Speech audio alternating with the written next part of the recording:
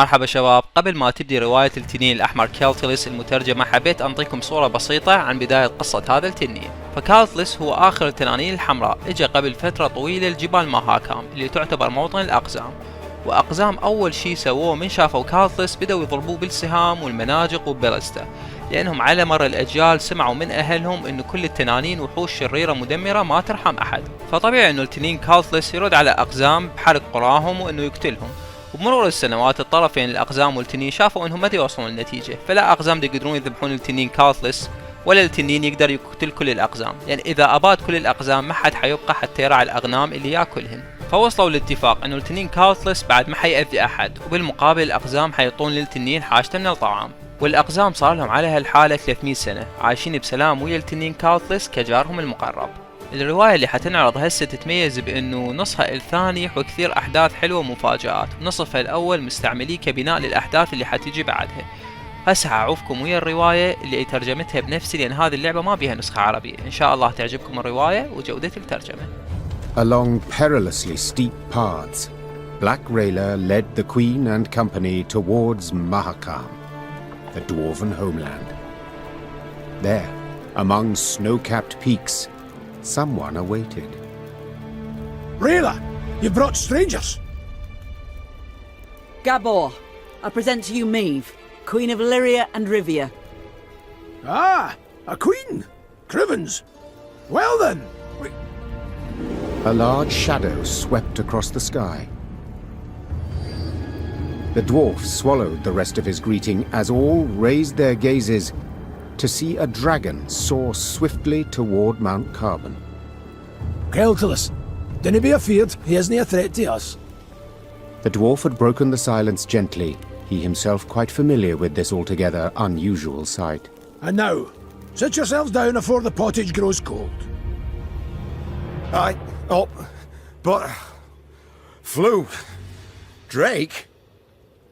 Stone shrivelling marvel, innit? Makes you almost sad the lizards are dying out. Should you not worry more about the fate of your brethren? That creature will soon have all Mahakam aflame. Ha! Keltilus? No! He's lived here centuries. Harmless for the most part. Now, your grace. A taste? No, none. Though your offer of repast I value, good sir. Oh, no need of that. Gabor, please. Enchanted to make your acquaintance.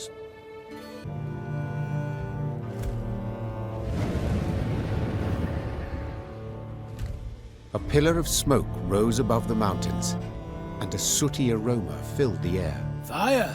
Gabor said, then took a deep sniff. Perhaps a bolt struck some barren trees? No. Maeve said curtly. I know that scent too well. All Edirn reeked of it. It's the smell of burning homes. The Lyrians quickened their gait.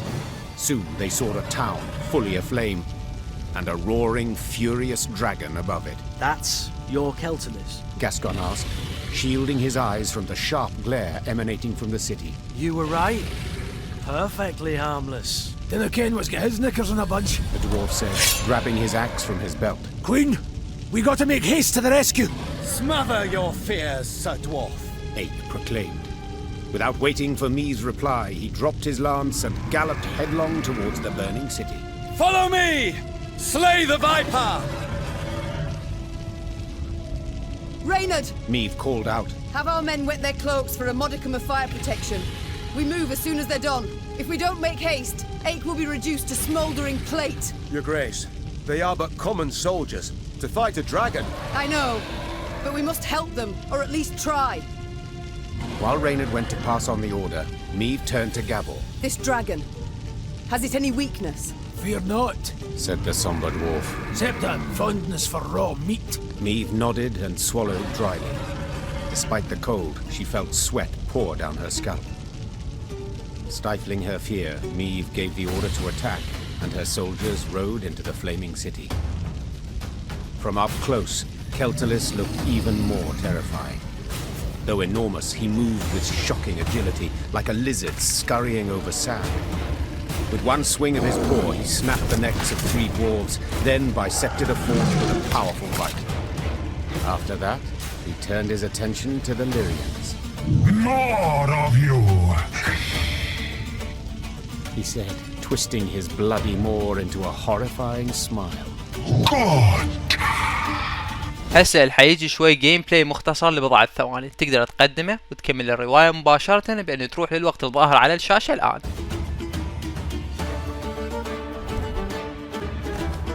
Behind me!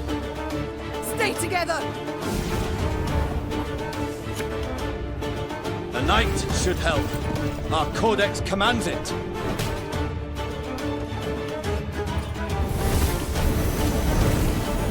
You haven't killed the dragon. It has to be possible. Though I walk through the valley of darkness, I shall fear no evil. God's blast it. My breast itches.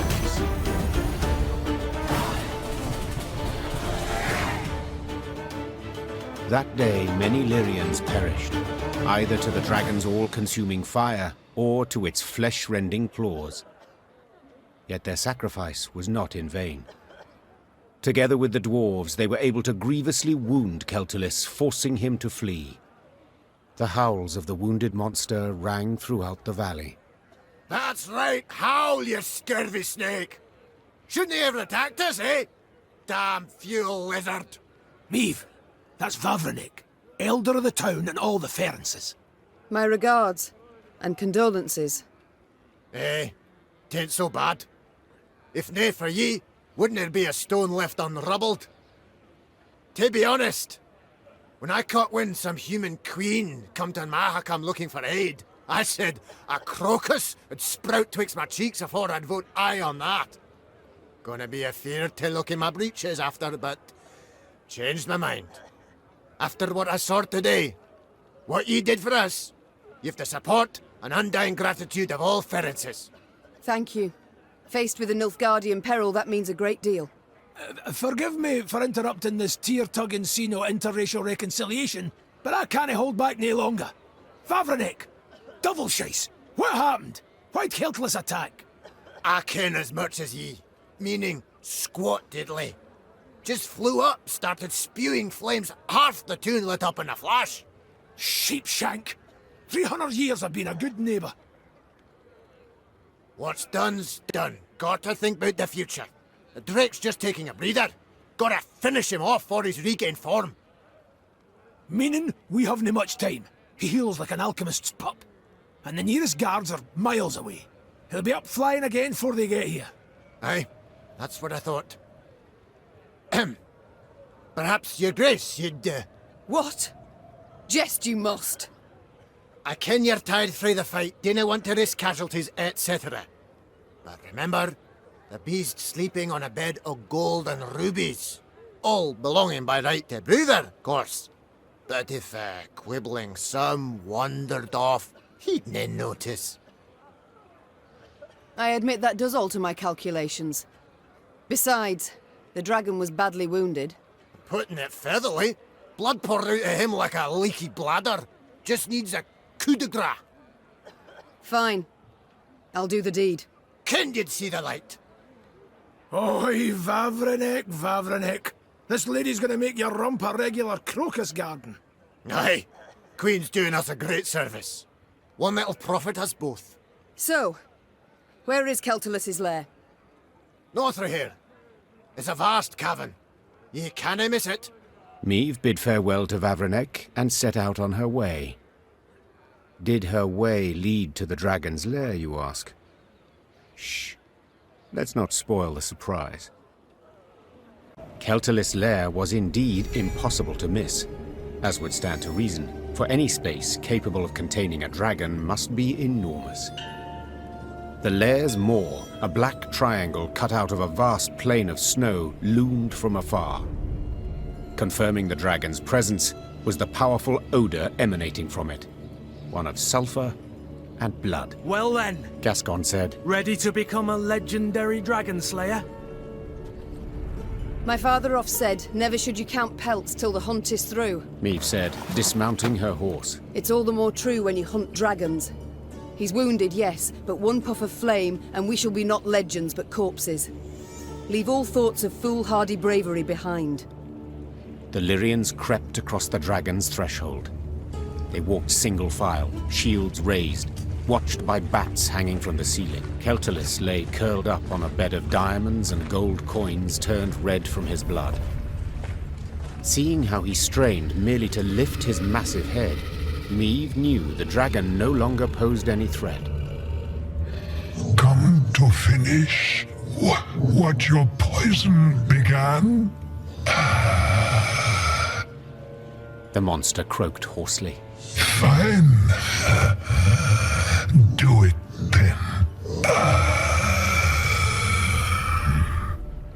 Keltalis turned over, exposing his vulnerable underbelly, and waited calmly for the fatal blow. Wait, Meve said, dropping her sword. what poison?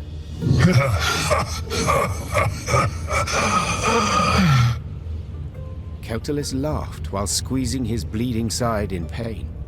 So they didn't tell you? Lousy munchkins. Hey! Watch your tongue! Gabor yelled. Sides, I didn't ken anything about it. Keltalis looked the Lyrians over mistrustfully with his snake-like eyes, then began to tell his tale. The caravan Meve had met on the road was different to the others. This time, Keltalis's meat had been pickled in a special brine, one spiked with poison. As the dragon lay curled up in pain, Ferenc dwarves entered his lair and smashed his heads. So if I understand correctly, Meve interrupted. you're female. Correct. Same as you. As if on command, all Lyrian eyes turned to Gabor. Don't you look at me! We didn't peek under his, its tail. If I may, Reynard interjected. these revelations about Keltalis's sex are undeniably fascinating. But I'm more curious why the Ferences stooped to such a dishonorable deed. That's easy enough to guess. Meve said. They were afraid the dragon would soon demand more tribute to feed its young, so they decided to strike preemptively. A wise and noble deed. Ache cried. Evil must always be nipped in the bud. To the Ferences' misfortune, they delivered too small a dose of poison. Infuriated at the sight of the broken eggs, the dragon gathered its strength and flew to the nearest town. Meve saw for herself what happened then. And now it was up to her to decide how this story would end. The dragon had killed dozens, perhaps even hundreds, but had been provoked first by the dwarves' heartless cruelty. Did it thus deserve death or mercy? I understand your pain, Meve said. but nothing can justify the massacre you wrought. Nothing? And what would you have done in my place? Snorted the dragon. Pen a letter of complaint to Elder-in-Chief Oak? They killed my children? I'd have done the same. The Queen replied, not hesitating a moment. I'd have sought revenge, knowing what punishment I'd earn. The monster looked Meve in the eyes a long while, then dropped its head. I have no more strength to fight. I have no more reason to fight. Do as you see fit. Meve raised her sword high and swept it down with enormous strength, cutting the scaled belly in twain. The monster bellowed out a long roar and writhed its tail, scattering diamonds everywhere. Then grew still. Keltalis, the last red dragon between the Great Sea and the fiery mountains, had breathed his last. There followed a strange silence. No one cheered, no one clapped. Only Ache whispered a prayer of thanks under his breath. That was Gascon said, the first to break the silence. not terribly epic. What'd you expect? Gabor said, arms akimbo. Fanfare and fireworks? The mountain to quake? He up and died. What else would he do? I am certain, Your Grace, Reynard said. that the poets will endow this moment with the appropriate splendor. I'm sure they will, The Queen said, sheathing her sword. for they are liars. The Queen told her soldiers to gather a part of the dragon's treasure. small enough not to bring down the wrath of Bruverhoog, but large enough to fully compensate the Lyrians' losses, and Meve gained the title of Dragon Slayer, though she rarely made much mention of it. طيب هسه بعد ما شفنا السيناريو الأول لنهاية قصة التنين كاونتلس، خلينا نشوف السيناريو الثاني. When judging my subjects, I would sometimes not know who bore the greater guilt, Said Meve. but as ruler, I had to reach a verdict, often a harsh one. The Queen returned her sword to its sheath. This is not my land, Meve said. nor are these my subjects. I don't have to choose the lesser evil. Meve! Gabor hissed. Bruver will be furious. Let him. And you, dragon, swear me this. When you heal, you shall leave Mahakam and never return. You've my word. And my gratitude. Meve was about to leave the cavern when the dragon blocked her way with its tail, then gathered a smattering of valuables at the Queen's feet. Each would be the prize of the Lyrian crown jewels. News that Meve had spared the dragon, which had killed dozens of dwarves, did indeed enrage the inhabitants of Mahakam, the Ferences in particular. But when the clans considered driving the Lyrians from the pass, Elder Vavrenek opposed it. No matter what happened after, he had sworn Meve his undying gratitude.